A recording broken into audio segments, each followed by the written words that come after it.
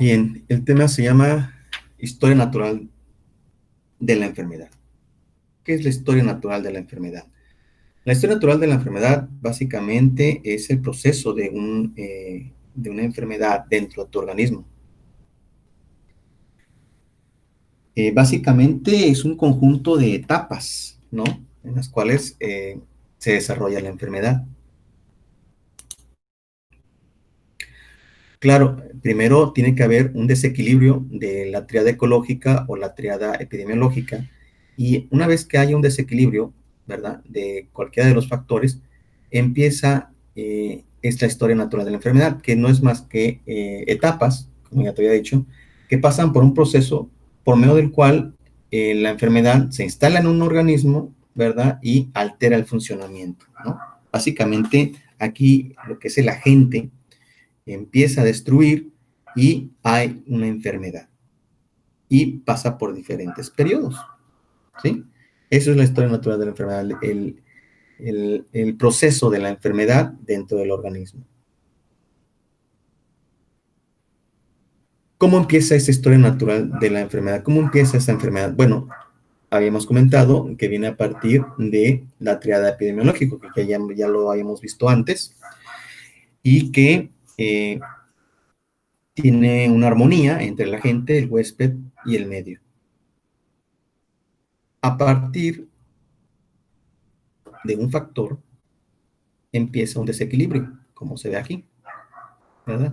Hay un desequilibrio, quiere decir que posiblemente el agente entra dentro del huésped a partir de condiciones del medio ambiente inestables y crea la historia natural de la enfermedad o el desarrollo de la enfermedad, ¿sí? Esta enfermedad, esta historia natural de la enfermedad, tiene tres etapas. La etapa prepatogénica es donde aquí no hay síntomas, aquí el huésped está sano, aparentemente. El prepatogénico. Y la parte principal, el periodo patogénico. Aquí es donde ya hay síntomas, ¿verdad? Incluso hasta un tratamiento e identificación del agente. Y la parte postpatogénica, que es la resolución, que son los resultados, a partir que se identificó ese agente, a partir que se dio un tratamiento, y cuáles serían los posibles resultados a partir de eso.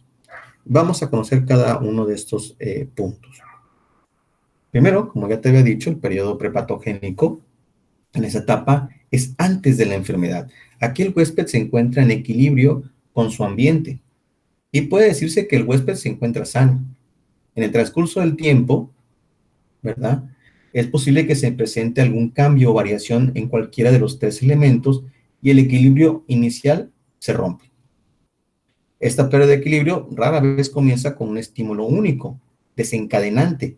La realidad es que en la mayoría de los casos el conjunto de varios cambios, tanto de la gente, del huésped y del ambiente, del medio ambiente, se le llama multicasualidad, porque realmente los tres alteran ese cambio, no solamente uno. De repente puede ser uno, pero al final provoca que los otros dos también se alteren, ¿no? Entonces, por eso se le llama multicasualidad, porque entre los tres desatan este desequilibrio y empieza la historia natural de la enfermedad. En resumen, el periodo prepatogénico no es más que en donde la gente entra al huésped y se mete al flujo sanguíneo y empieza a localizarse, empieza a ver dónde se va a alojarse ese agente. El periodo patogénico se divide en dos fases, ¿sí? Se divide en dos fases. Subclínica y la parte de prodrómica, que básicamente en la segunda fase se divide en dos. Vamos viendo la primera. La parte subclínica va desde el contacto entre el huésped y el agente hasta las primeras apariciones de los signos y síntomas.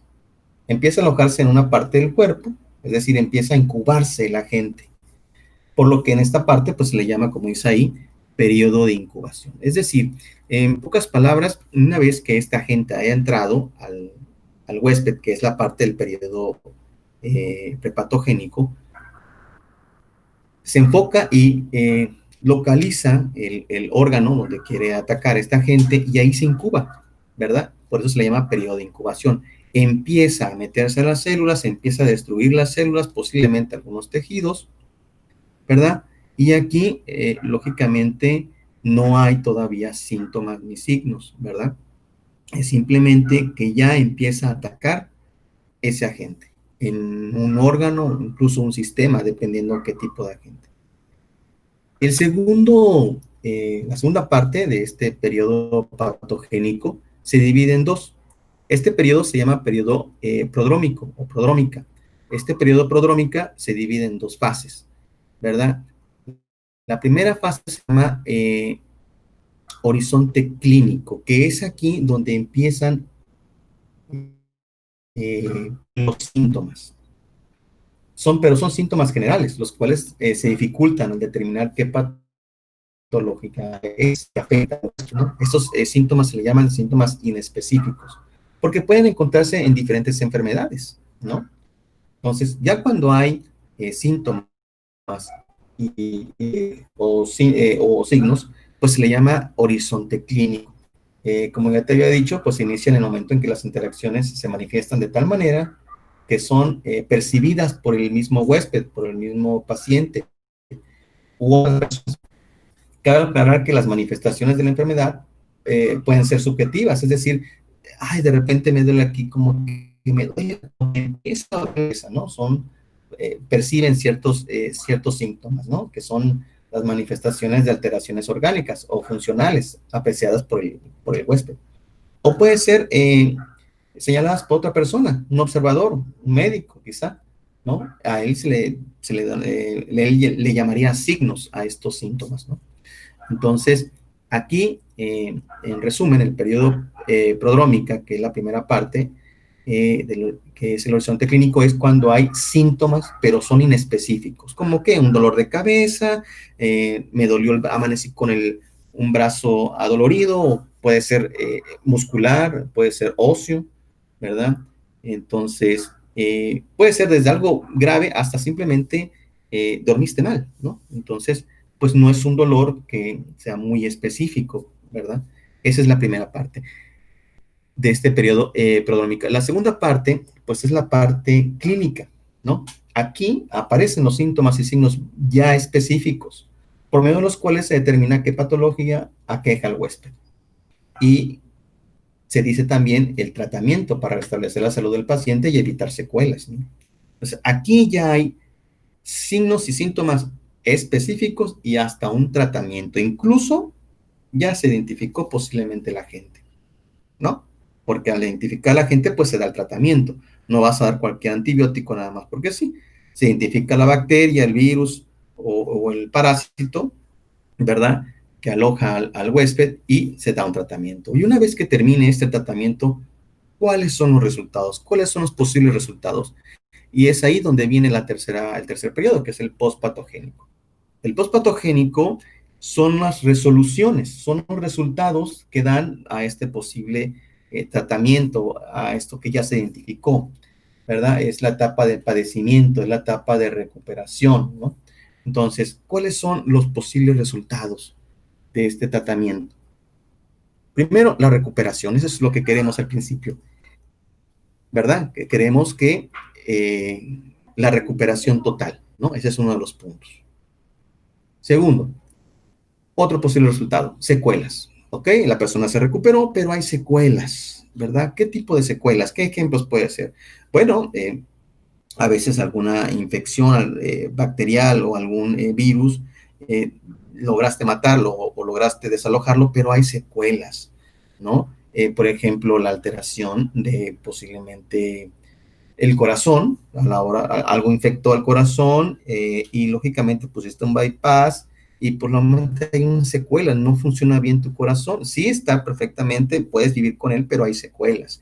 O simplemente a veces temperaturas muy altas alteran el sistema, algunos ciertos sistemas y puedes no ver bien o escuchar, eh, o simplemente a la hora de una infección, de una herida, pues sí, te recuperas de esa herida, pero hay secuelas de que te dejó cicatriz, por ejemplo, ¿no? O de que pues estabas levantado a levantar cosas muy pesadas, pues ya no puedes. Otro tercer resultado de este pospatogénico es el estado crítico o crónico, es cuando todavía sigues con la enfermedad, que es a corto, mediano y largo plazo. Esta enfermedad, esta gente, lo tienes ahí, lo estás matando o lo estás desalojando, pero tiene su etapa, su tiempo, ¿no? Y estás en estado crónico, estás en la etapa en donde no sabemos en cuánto tiempo podrás desalojarlo, ¿no? Sigues enfermo, digámoslo así. Y aquí tiene que ver con el tiempo.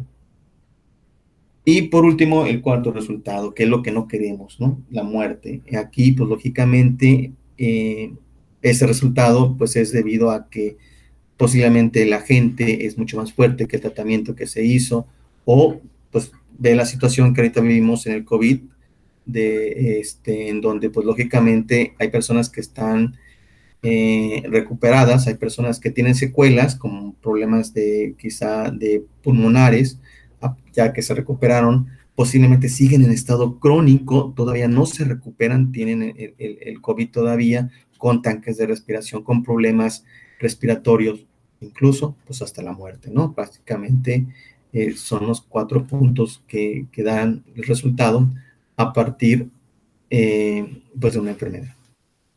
¿Sí?